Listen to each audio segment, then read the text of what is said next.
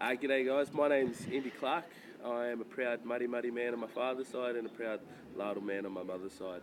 I reside from Mildura,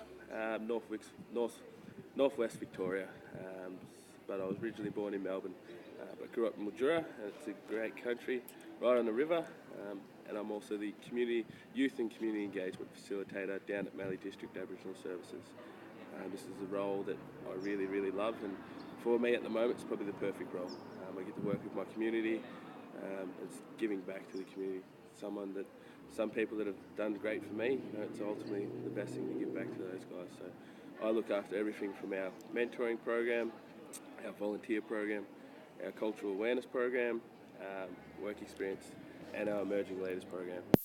This is something I'm pretty proud of, and something I really like is working with our young ones and establishing and building that leadership within them.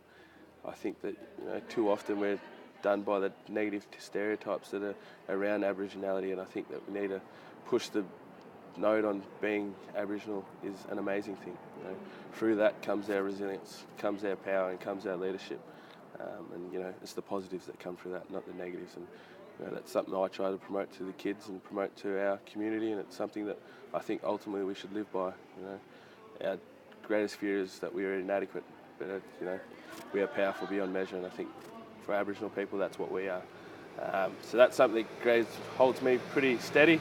But luckily enough, I was roped into this National Empowerment Program about 12 months ago, which is a program, culturally social emotional wellbeing program. A bit of a mouthful, but this comes out of University of WA, and it's something that Mildura's been involved with since the start of its inception, about 5 or 6 years ago. And it's a program that really offers our community some great things. It's about empowering them, connecting them back to their family.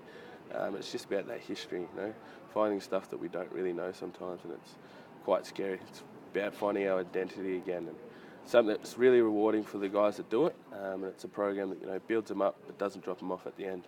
They create a committee at the end of it and keep it going. So I'm pretty humbled to be part of this program. It's something that we're looking at rolling out in the next couple of months, hopefully. So it's pretty exciting, and that's what's led me to this amazing conference.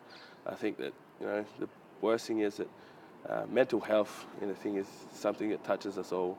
Whether you're on a high as well, you're always going to cope with those times where you're just really feeling down.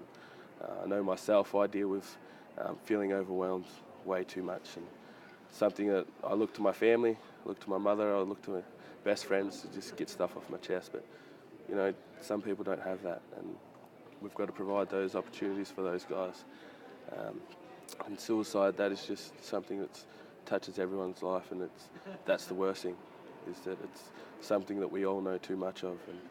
And it's about, I look at an analogy like this.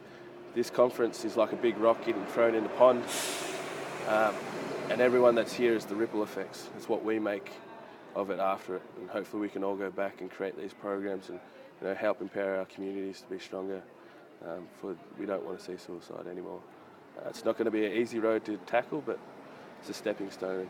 If we keep taking them, eventually this is going to be a better life for our young ones and better life for everyone, hopefully. So, yeah. Fantastic, thank you. Is there anything else you want to add about maybe what you would like, because we're putting up a set of recommendations at the end and that'll go to the committee? Yep. What you'd like to see with those recommendations, or who you think needs to listen to those recommendations? I think for me, a big thing that I spoke of yesterday was racism. I sat on the panel of racism, and this is something that happens way too much, and I think as a recommendation, the government needs to jump on board. This can start at community level and start at this, but the government's got to be the one that follows through. And you look at government, you go into Parliament and they do a opening prayer, but they don't even do an acknowledgement to country.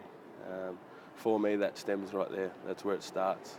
If we can start getting people to acknowledge and recognise the true custodians of the land, it's only going to have ripple effects. And I'm a big believer in ripple effects, and the people that are leading this country have to lead it the right way.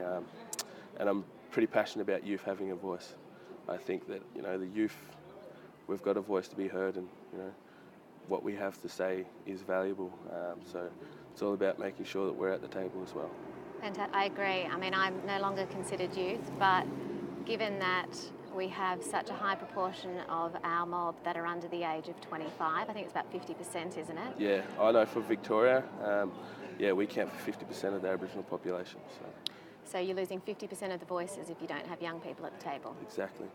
And it's not only that, we think about our elders when we're talking as well. We've been brought up that way, and thankfully we've had those beautiful elders that have told us the right way. And there's some good ones out there that can really have their voices heard. So. Fantastic. Well, thank you very much. Thank you.